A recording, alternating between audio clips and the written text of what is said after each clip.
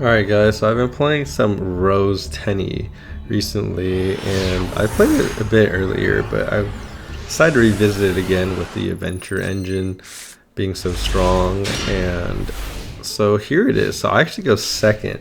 So I'm going to show you guys a combo breaking a kind of adventure Phantom Knights deck. So he does the usual Phantom Knight play. You get a True Beanie. I have zero interaction with my hand, so I basically just watched him do his full combo, which was pretty ridiculous. Honestly, I think this guy is a lot better than most Phantom Knight players I played before.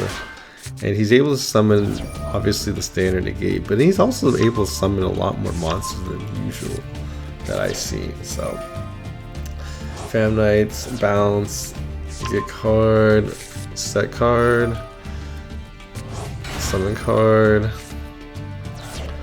send stuff, equip. Oh, maybe because you gotta use the Draco back to send. He gets another card, so he goes Shrivini into Sea Dragon. And then he gets his another card back.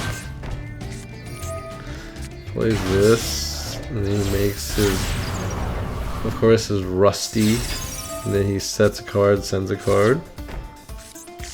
So he gets this negate, so 2 negates. Banishes that, sends another card, summons another card back. 3/3. I didn't expect many people to do this. He's running double Sea Leviathan, which I've never seen, which is cool. So now he uses both of those cards. He goes to Utopic Future, and then he goes into his third negate, which is the Draco feature, so that negates monsters. And then he still has this adventure. So my man right here drew both his adventure stuff, but was able to combo extra with them.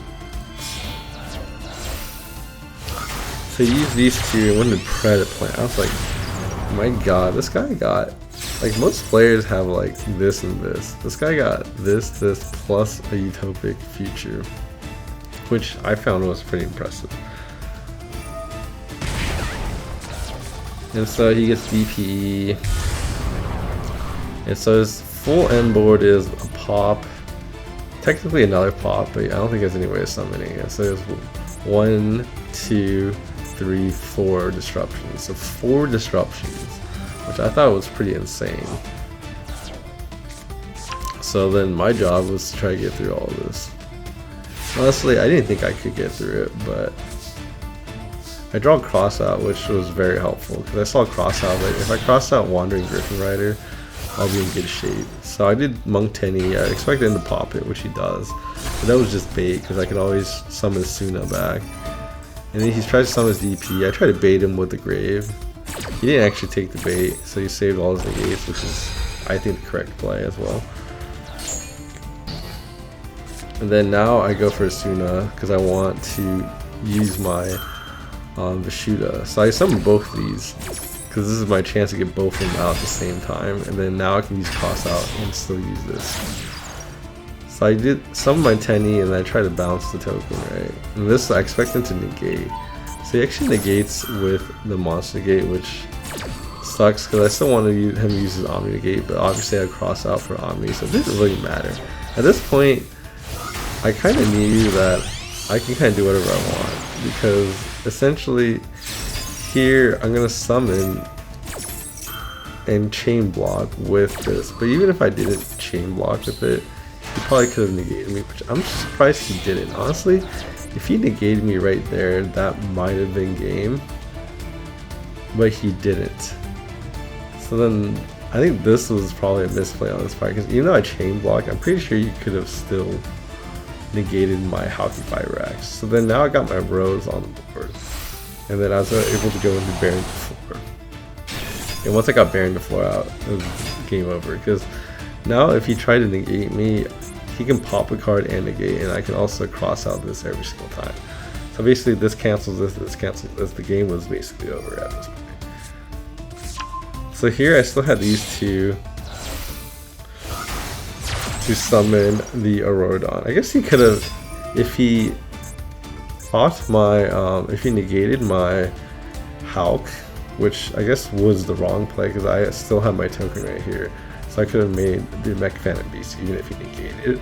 But because he didn't negate it, I got a free Baron Floor. So I think that's the thing about the combo, is that when you summon Halky Fibrax, you can summon the Red Rose Dragon instead if you draw into the Mech Phantom Beast. And that's kind of a cool just play in general that, like, I don't know, I don't think I do it enough, and I think I should do it more often. So at this point he's like, oh, okay, I can pop this, and he didn't expect me to cross out. And then of course he tries to activate this. He doesn't even try, he just knows he lost at that rate. So yeah, that's kind of the cool combos you can use with Roxrose. I think I didn't use Roxrose correctly the first time I played the deck, to be honest.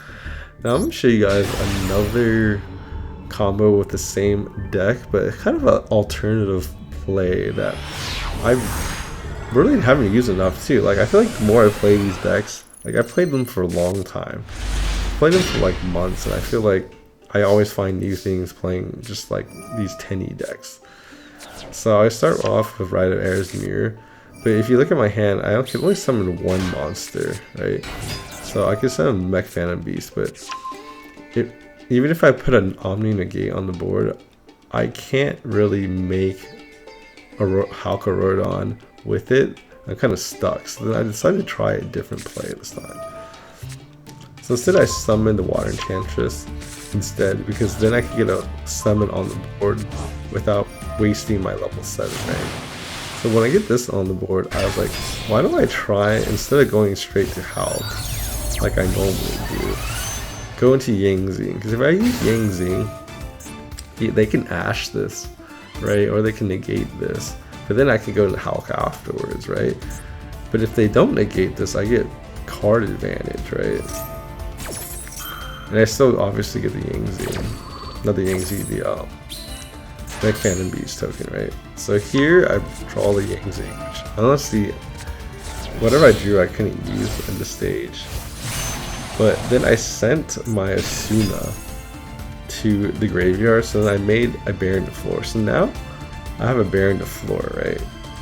And then because I sent this to the graveyard, I'm able to summon the Chi-Wind. So now I'm able to protect my board before I go into Halky Fibrax, which is a cool play to try, because I could have went straight to Hulk instead.